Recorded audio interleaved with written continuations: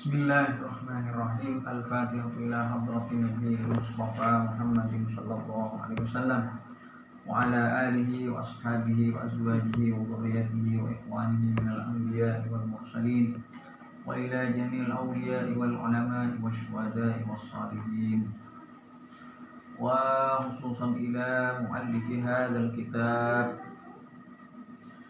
Al-Imam Abi Yahya Zakaria Muhammad Adin Muhammad Al-Ansari wa usulihi wa furu'ihi wa masyayikh wa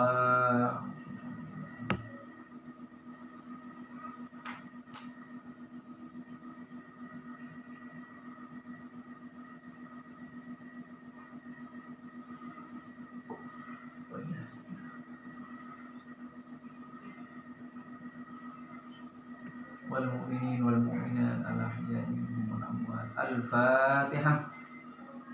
A'udzu billahi minasy syaithanir rajim. Bismillahirrahmanirrahim. Alhamdulillahi rabbil alamin arrahmanir rahim maliki yaumiddin. Iyyaka na'budu wa iyyaka nasta'in ihdinas siratal mustaqim. Shiratal ladzina an'amta 'alaihim ghairil maghdubi 'alaihim waladdallin. Amin. Bismillahirrahmanirrahim. Baik, pada saya belum dijelaskan mengenai syarat hukum asal. Mengenai syarat hukum asal kemarin sudah dijelaskan. Yang pertama, hukum asal, hukumnya asal itu harus ditetapkan berdasarkan selain qiyas. Boleh dengan nas, boleh dengan ijma.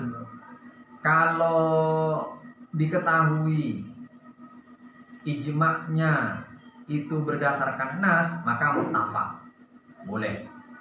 Jadi antara para ulama ketika qiyasnya ijma'nya berdasarkan nas, itu muttafaq boleh.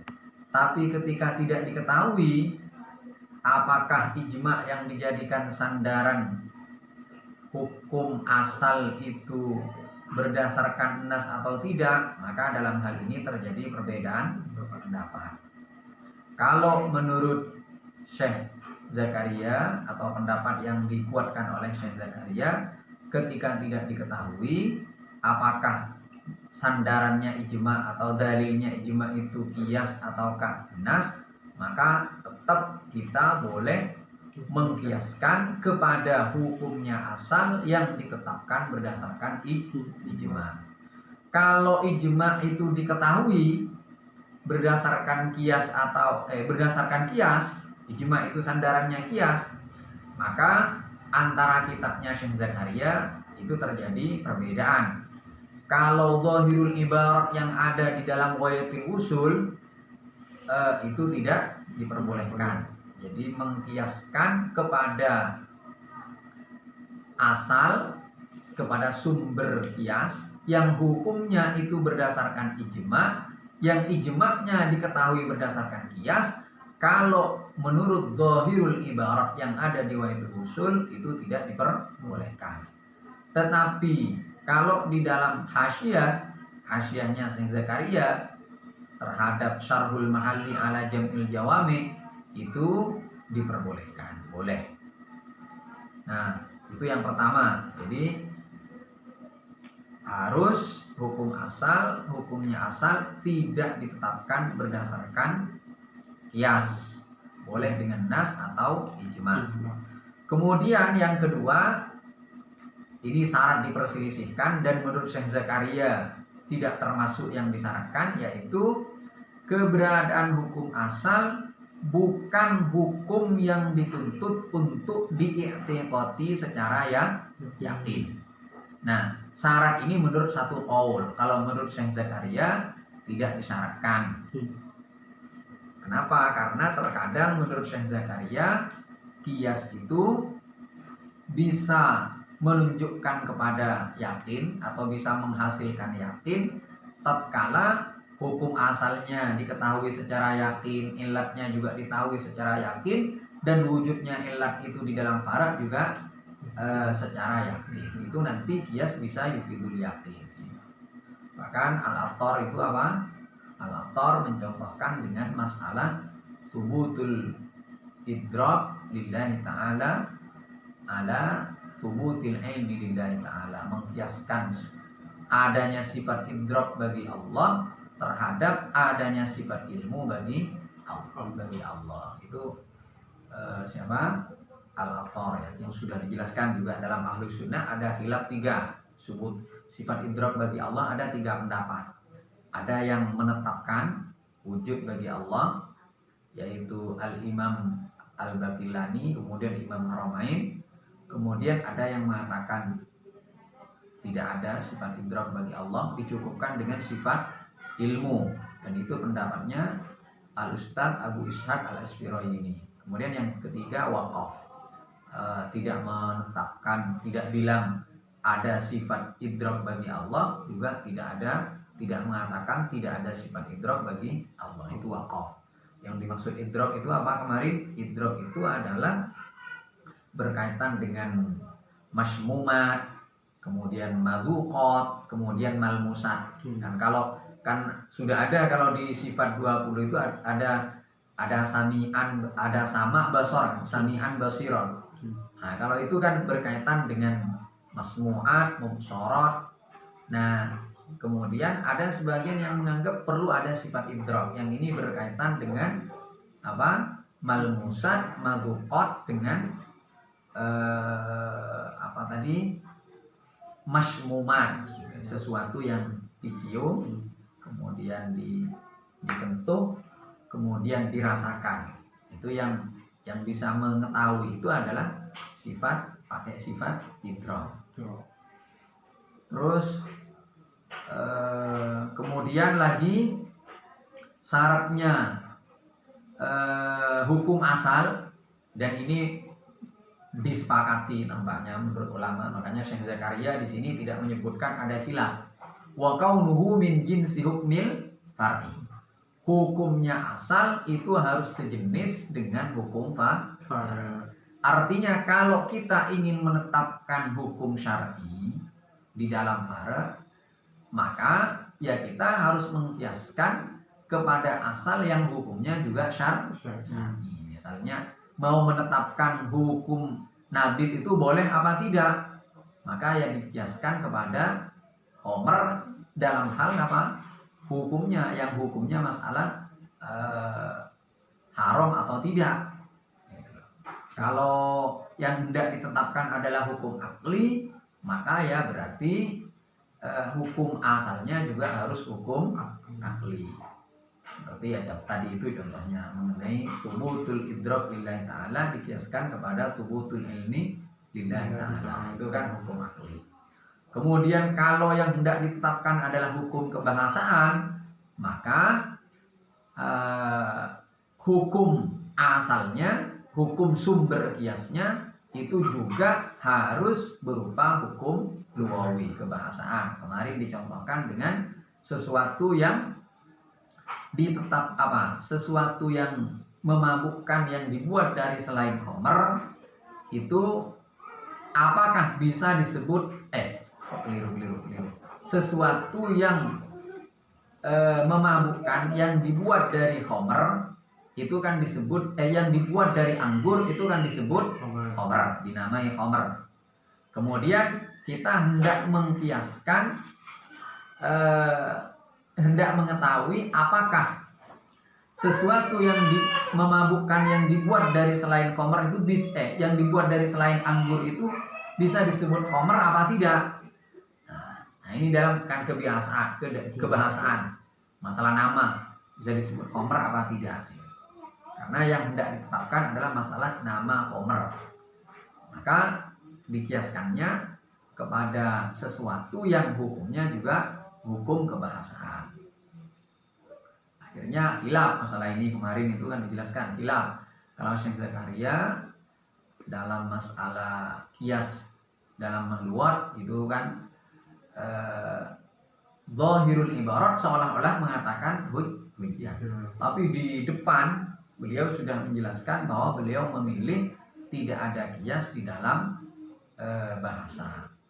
Kemudian juga di sini tidak disebutkan, misalnya yang hendak ditetapkan itu adalah hukum duniawi, maka hukum asalnya itu juga hukum duniawi. Misalnya mengenai obat-obatan,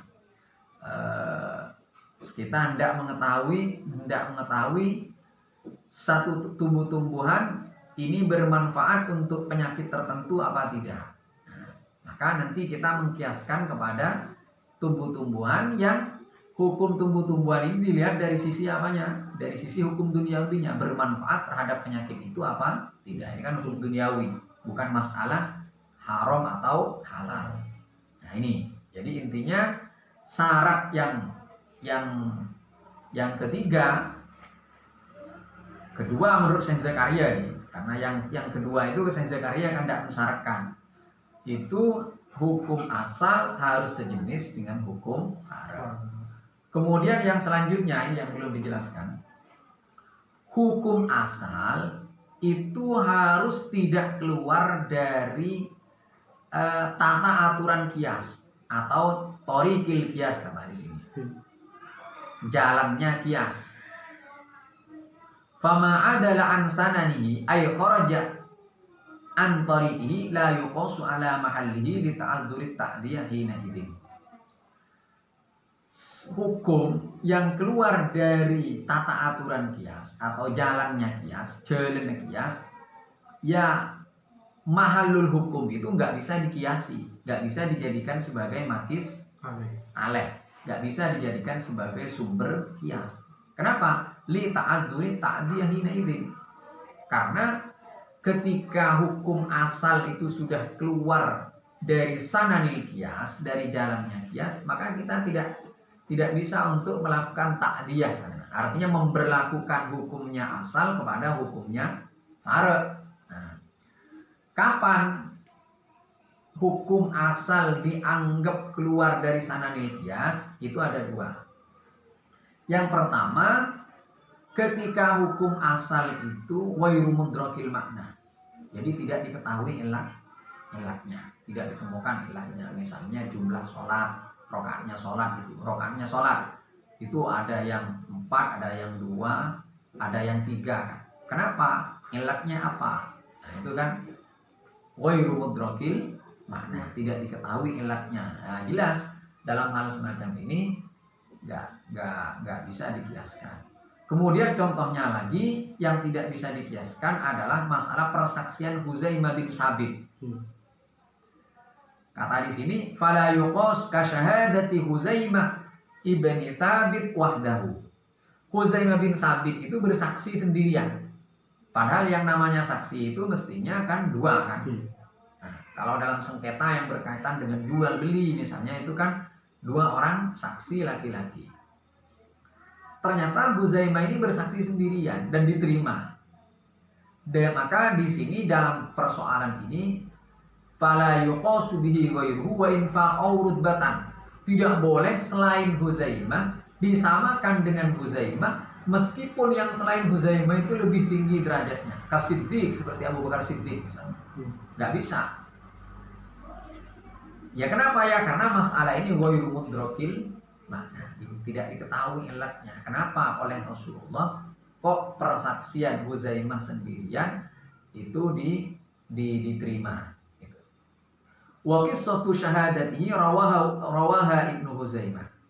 Nah, cerita persaksian Huzaimah itu diriwayatkan oleh putra Huzaimah yang kesimpulannya Rasulullah SAW itu membeli kuda kepada seorang badui. Tapi kemudian badui itu ingkar. Akhirnya Nabi mengatakan, bukankah kamu memang sudah benar-benar sudah menjual kepada saya? Enggak, kata si Arabi. Lalu kemudian si Arabi, kalau memang betul kamu sudah terjadi jual beli, datangkan saksi. Nanti si badui itu, datangkan saksi. Halumma syahidan yashhadu alayya. Datangkan saksi yang bersaksi alayya. Alayya itu maksudnya yang mengalahkan saya, yang tidak membenarkan saya. Lalu kemudian fasyahida alayhi Huzaimah ay wahdahu. Ternyata kemudian Huzaimah bersaksi yang menguntungkan Rasulullah dan tidak membenarkan siapa? Si Badui ini. Faqala lahum Nabi sallallahu alaihi wasallam, "Ma hamalaka ala hadza wa lam takun hadiran?" Huzaimah, apa yang mendorong kamu untuk bersaksi seperti ini padahal kamu kan enggak hadir? Faqala, lalu Huzaimah berkata, "Shaddaqtuka bima ji'ta bihi wa 'alimtu annaka la taqulu illa haqqan." Saya membenarkan engkau wahai Rasulullah, membenarkan segala apa yang engkau datangkan, dan saya tahu bahwa engkau tidak berkata kecuali hak. Nah, ini yang mendorong saya untuk bersaksi demikian, kata Huzaimah. Faqala sallallahu alaihi wasallam, "Man syahida lahu Huzaimah aw syahida alaihi fahasbuh." Siapa yang disaksikan benar oleh Huzaimah atau disaksikan salah oleh Huzaimah, maka cukup satu Huzaimah. Man syahidalahu itu berarti yang diuntungkan oleh persaksiannya Huzaimah. Au syahida alaihi itu yang dirugikan oleh persaksiannya Huzaimah. Itu kata Nabi, fahasbu, cukup satu Huzaimah cukup. Waraha Abu Daud aidan wa qala faja'ala an-nabiy sallallahu alaihi wasallam syahadatahu bi syahadati rajulain. Jadi kisah tentang Huzaimah ini diriwayatkan oleh Abu Daud, juga diriwayatkan oleh Abu Daud, dan beliau mengatakan faja'ala an-nabiy sallallahu alaihi wasallam syahadatahu bi syahadati rajulain. Jadi kayak saat persaksiannya Huzaimah itu diposisikan sebagaimana persaksian dua orang laki-laki oleh Rasulullah. Nah, ini wairu mudrakil makna. Kalau ini memang wairu, kenapa kok bisa satu Huzaimah sendirian diposisikan sama dengan dua orang laki-laki? Nah, ini tidak diketahui maknanya. Sehingga berarti ini keluar dari sananil qiyas. Jalannya kias untuk bisa dikiaskan itu kan harus mu'allal, harus bisa dielati ma'qulul makna, diketahui ilatnya. Sementara di sini kan tidak diketahui ilatnya. Maka ini namanya adalah atau kharaja an sananil qiyas. Itu yang pertama. Jadi ghairu mudrakil makna. Yang kedua termasuk juga dianggap kharaja an sananil qiyas tatkala hukum asal itu diketahui elatnya, tetapi elatnya elat qasirah. Elat qasirah itu artinya elat yang tidak bisa diberlakukan kepada hukum lain, kepada persoalan lain. Misalnya dicontohkan rukhsah dispensasi qasar misalnya. Orang kalau perjalanan itu kan boleh mengqasar sholat. Boleh mengqasar qasar dari yang 4 rakaat menjadi 2 rakaat. Ilatnya apa? Perjalanan jauh. Perjalanan jauh itu ada khilaf, berapa, ada yang mengatakan 81, ada yang mengatakan 83, ada yang lebih sampai 90 lebih. Itu macam-macam pendapat ulama tentang perjalanan jauh ini. Nah, ilatnya kan safar. Sehingga nanti nggak bisa kita mengkiaskan misalnya orang sedang sakit itu kan masyaqqah akan dikiaskan kepada orang yang sedang perjalanan jauh, nggak bisa karena ilatnya sudah safarnya itu, perjalanan jauhnya itu namanya qasirah kepada orang yang sedang perjalanan. Dispensasi itu hanya diberikan kepada orang yang sedang perjalanan karena ilatnya adalah safar itu sendiri, sehingga yang selain safar tidak bisa dikiaskan. Ada kadang khilaf, contohnya masalah emas dan perak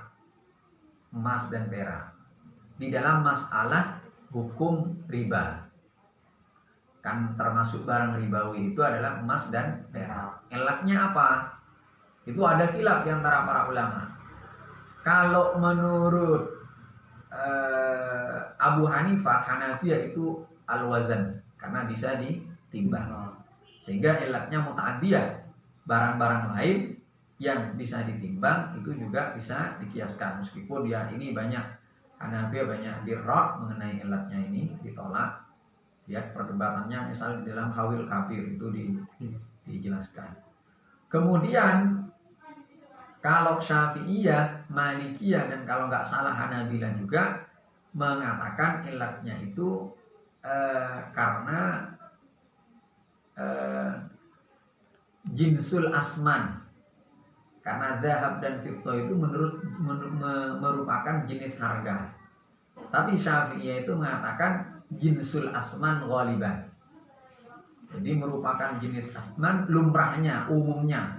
Jadi kalau nadir itu tidak dianggap, kalau jarang, misalnya kayak fulus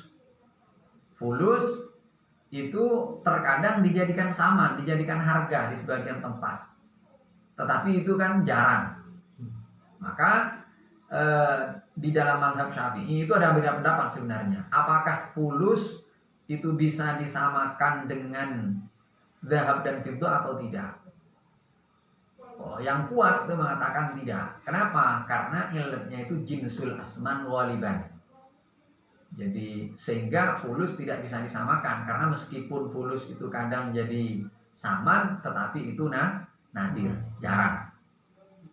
Kemudian kalau Malikiyah, di dalam Malikiyah itu sama, mengilati zahab dan fiddah itu sebagai barang ribawi itu karena samaniyah, karena zahab dan fiddah itu merupakan harga, merupakan harga atau nilai sesuatu. Tetapi di dalam mazhab Malikiyah itu juga ada perbedaan pendapat, apakah harus samaniyah ghalibah ataukah at-samaniyah al-mutlaqah. Apakah jadi harus dijadikan merupakan harga yang lumrah atau mutlak, yang penting pokoknya sesuatu dijadikan sebagai harga di daerah tertentu itu sudah bisa dianggap sebagai barang ribawi. Sehingga di sini kemudian beda pendapat.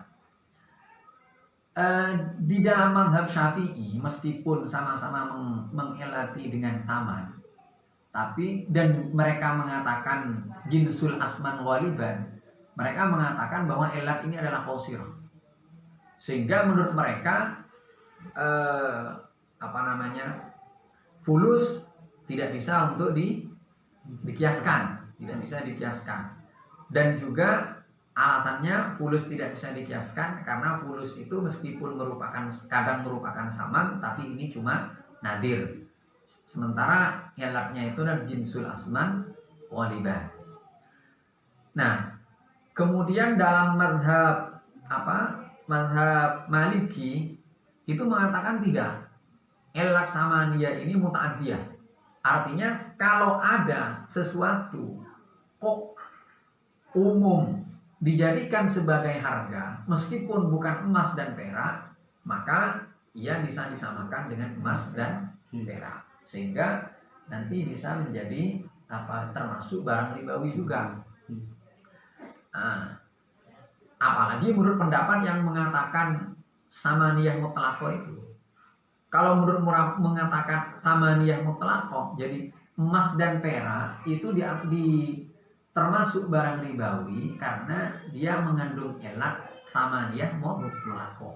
Sehingga meskipun nadir nanti bisa disamakan kayak fulus. Makanya kemudian ulama itu beda pendapat di dalam masalah uang kertas yang ada sekarang ini. Apakah di dalam mazhab Syafi'i uang kertas yang ada sekarang ini termasuk barang ribawi apa tidak? Termasuk wajib dizakati apa tidak? Dan bolehkah dijadikan sebagai modal roksul mal di dalam akad kirot mudharabah?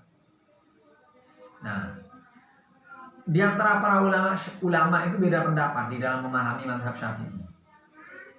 Ulama yang terpaku kepada ibarat fuqaha Syafi'iyah bahwa ilatnya jinsul asman, ilatnya zahab dan fiddah itu adalah jinsul asman ghaliban, mereka mengatakan dan mereka mengatakan ilat ini adalah qasirah, maka menurut mereka nggak bisa uang kertas itu disamakan dengan emas dan perak. Sehingga menurut pendapat ini dalam mazhab Syafi'i uang kertas itu bukan barang ribawi, tidak wajib dizakati dan tidak boleh dijadikan sebagai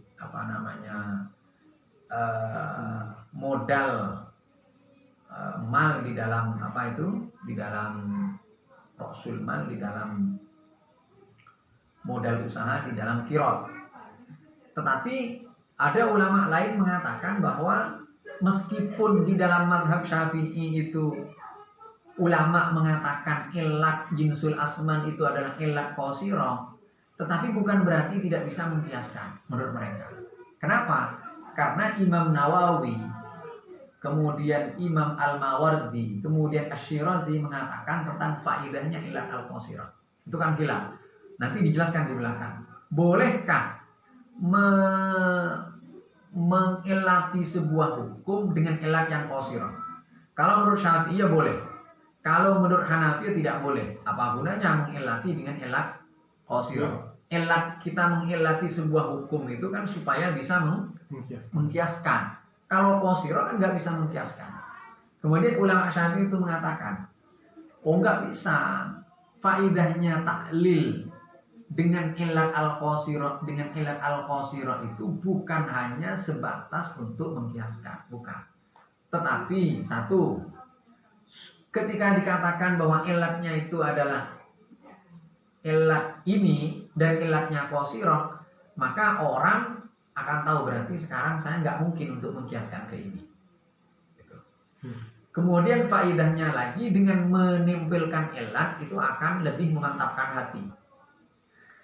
Yang ketiga juga, dan ini disebutkan oleh Imam Mawardi, Imam Nawawi, juga Imam Asy-Syirazi, mungkin saja nanti katanya, ketika kita mengilati dengan ilat al-qasirah, ilat al-qasirah ini mungkin sekarang kita katakan qasirah nggak bisa ada sesuatu dikiaskan itu sekarang.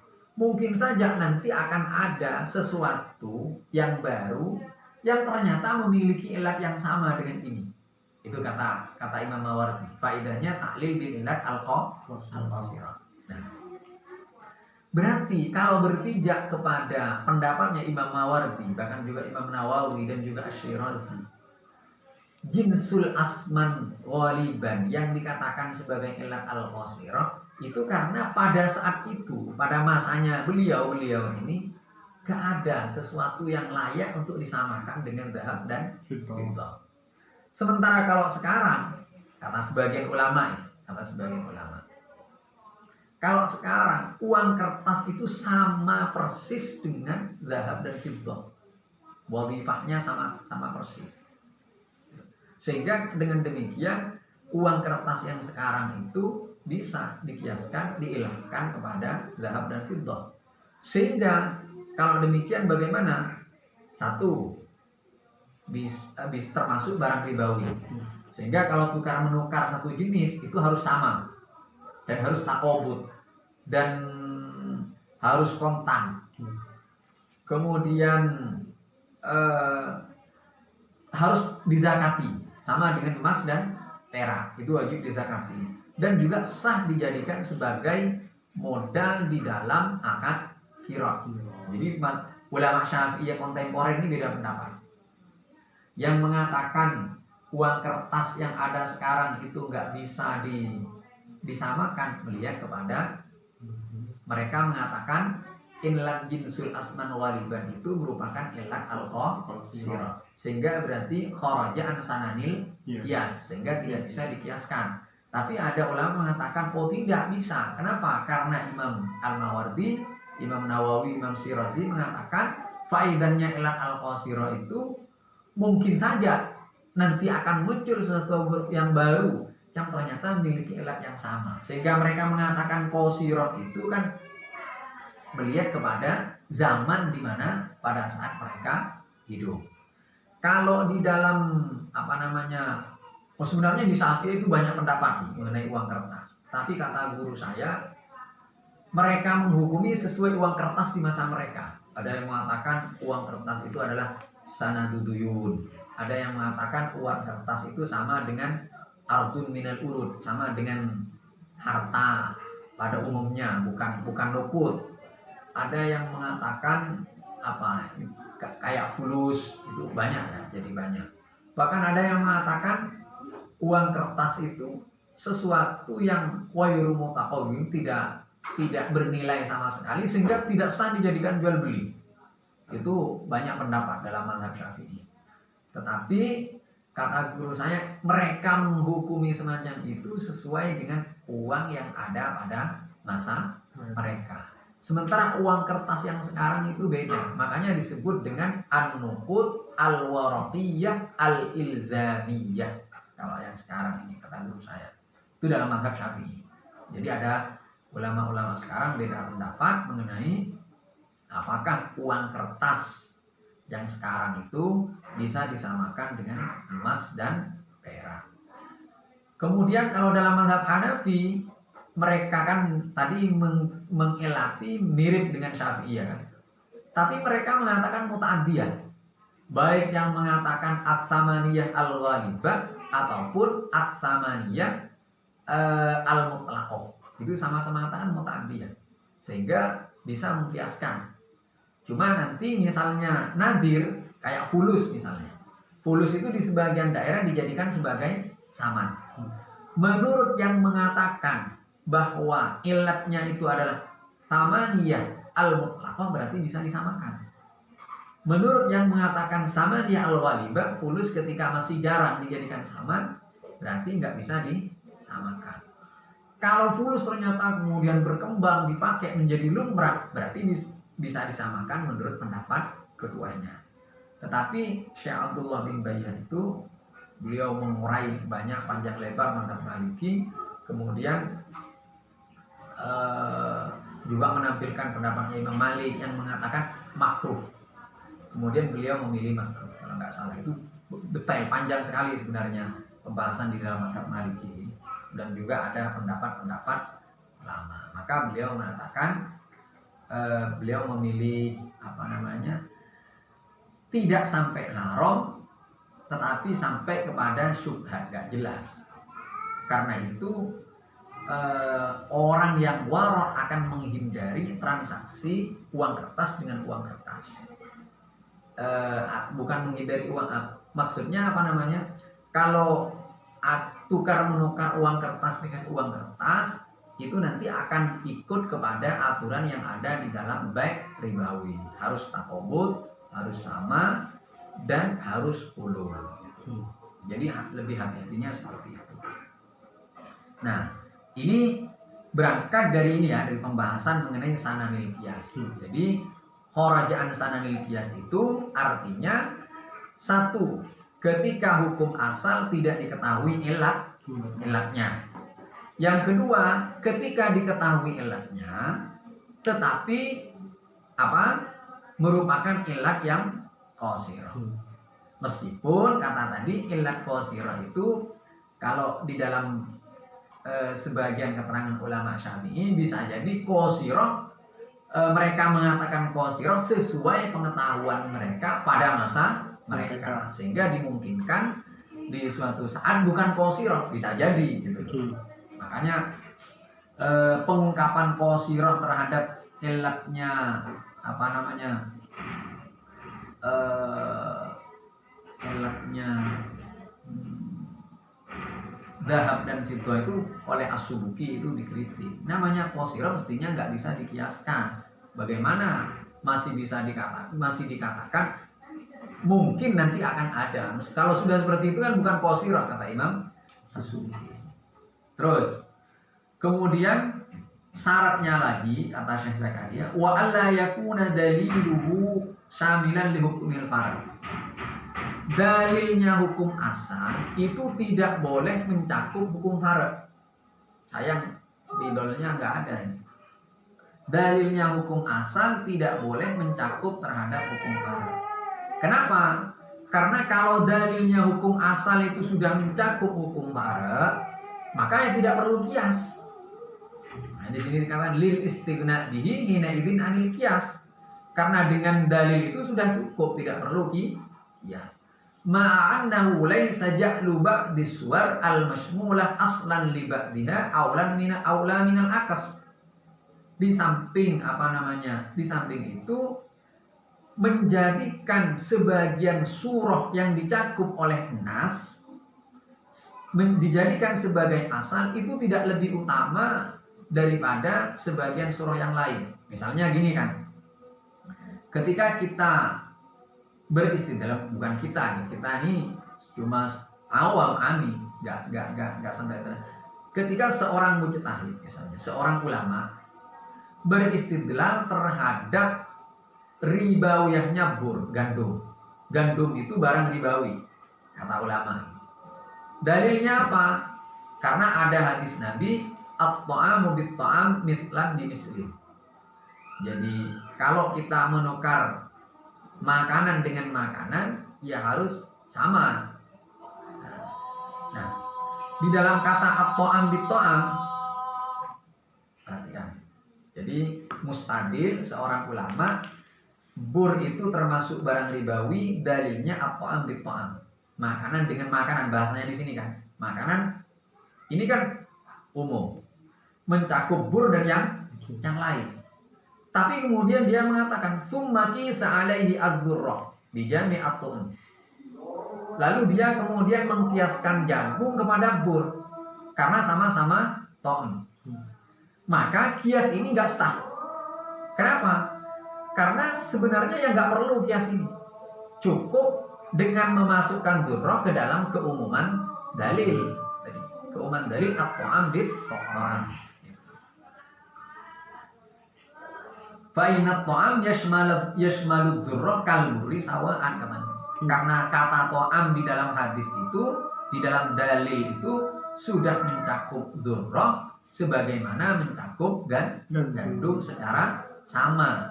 Di antara keduanya tidak ada yang lebih berhak untuk dijadikan sebagai asal. Ketika katanya at-ta'am bit-ta'am langsung mencakup bur, mencakup dzurrah. Gak bisa bur kemudian dijadikan asal, dzurrah sebagai farad, nggak bisa, nggak ada yang lebih. Katanya sini laisa ja'lu ba'di suwar al-masmulah aslan li ba'diha aula minal akas.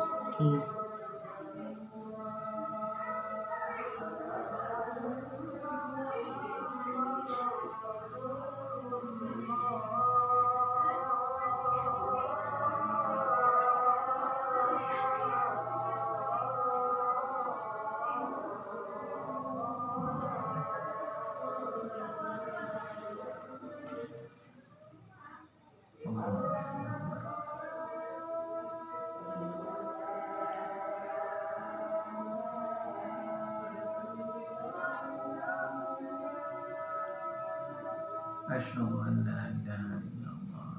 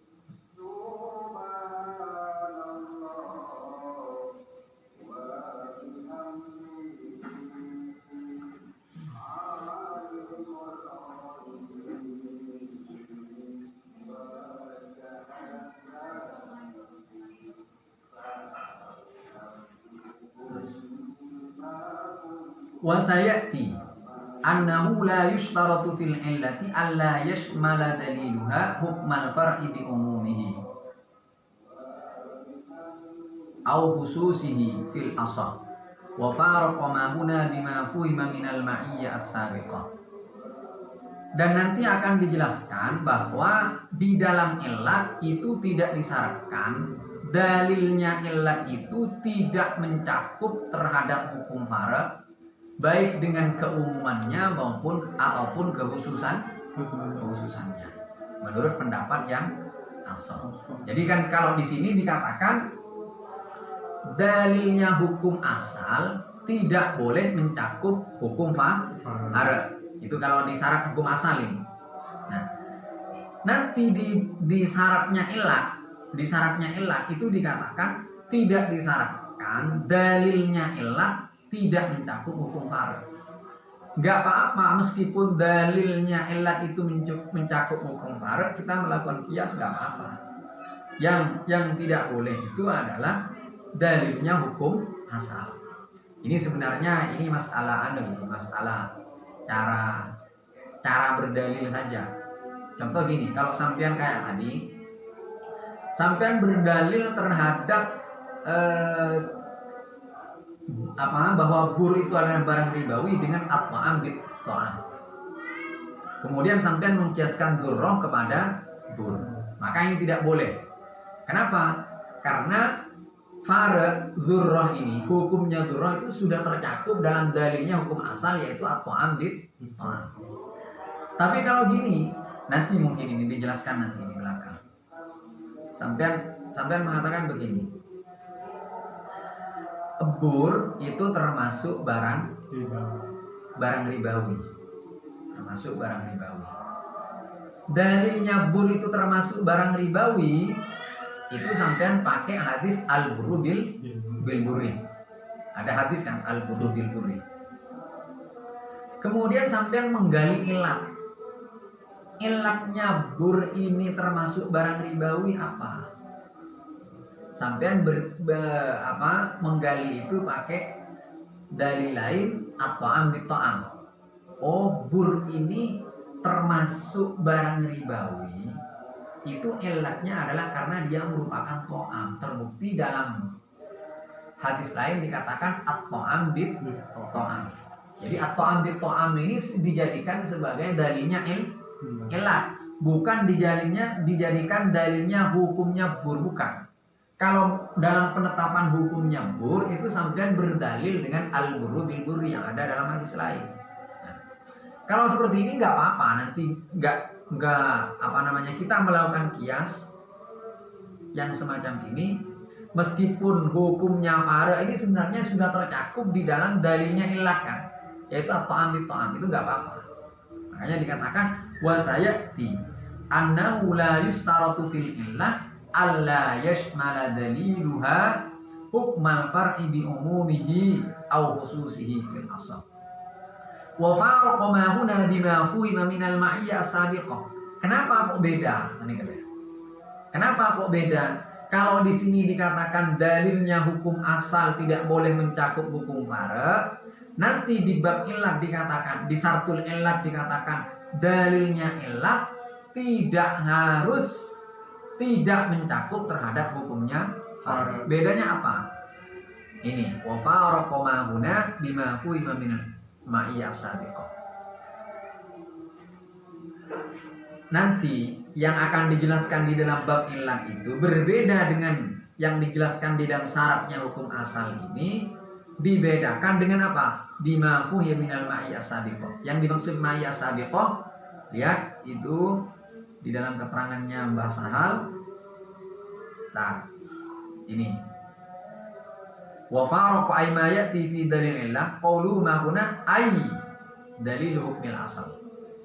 Yang di sini itu dalil hukmil asal. Qawlu minal ma'iyyah ay ma'annahu. Lihat ma'annahu di depan, saya perhatikan sampean, wa alla yakuna daliluhu ay dalilu hukmil asli syamilan li hukmil far'i lil istighna'i bihi hina idzin anil qiyas ma'a annahu laisa ba'du suwar laisa ja'lu ba'di suwar al masmulah aslan li ba'diha aula minal akas. Ini yang membedakan antara persoalan yang ada di dalam syarat hukum asal dengan yang ada di syarat ilat. Ini yang membedakan. Kalau di dalam syarat asal, ketika kita berdalil bur ini termasuk barang ribawi. Dalilnya adalah at-ta'amu bit-ta'am mislan bimisli. Maka ketika berdalil seperti ini, antara surah yang dicakup oleh at-ta'am dengan surah yang lain, antara surah dengan surah yang lain, surah itu maksudnya bur, kemudian durrah, kemudian tufah misalnya ini nggak ada yang lebih berhak untuk dijadikan asal. Ini gak ada. Sama-sama langsung sudah tercakup secara bersamaan di dalam kata at-ta'am bit-ta'am kalau di sini. Tetapi kalau di dalam elat itu kan di dalam bab syaratul elat itu nanti yang akan kita jadikan sebagai asal itu sudah ada. Misalnya disebutkan di dalam nas misalnya. Misal gini. Dalam nas itu dikatakan al-buru bil buri mislan bimisli. Ya udah berarti bur yang sudah jadi asal karena ini yang ditegaskan di dalam nas. Kemudian durrah jadi farad. Karena durrah tidak disebutkan di dalam nas yang dijadikan sebagai dalil. Itu bedanya. Seandainya ada bidolnya enak. Jadi kan jelas kan? Jelas. Kalau di dalam, saya ulangi, kalau di dalam hukum asal, maka nanti ketika dalilnya hukum asal itu mencakup hukumnya farad, maka di samping kias sudah tidak dibutuhkan karena hukumnya farad sudah cukup dimasukkan kepada dalil itu. Di samping itu juga surah ini, sebagian surah yang tercakup, yang masuk di dalam keumuman dalil itu tidak ada yang lebih berhak untuk dijadikan sebagai ilat. Bur tidak lebih berhak dijadikan asal. Bur tidak lebih berhak dijadikan asal dibanding durrah. Gitu loh. Tapi kalau di dalam ilat itu karena yang sudah disebutkan oleh nas adalah bur, maka berarti bur lebih berhak dijadikan sebagai asal, sehingga yang durrah bisa dijadikan sebagai farad gitu loh. Meskipun hukumnya farad durrah itu sudah tercakup di dalam dalilnya ilatnya asal, yaitu at-ta'am bil-ta'am. Terus wa kaunuhu ban badana inki hukum asal. Ini Kak, lestari maknai. Wa kaunuhu ban badana inki hukum asal. Ai hukmil asli tekesanya tanah hukum asal muttafaqun alaihi panika disepakatin alaihi panapa tepengki hukum asal jazman kalaban mantap. Maksudnya tanpa khilaf, tidak ada khilaf.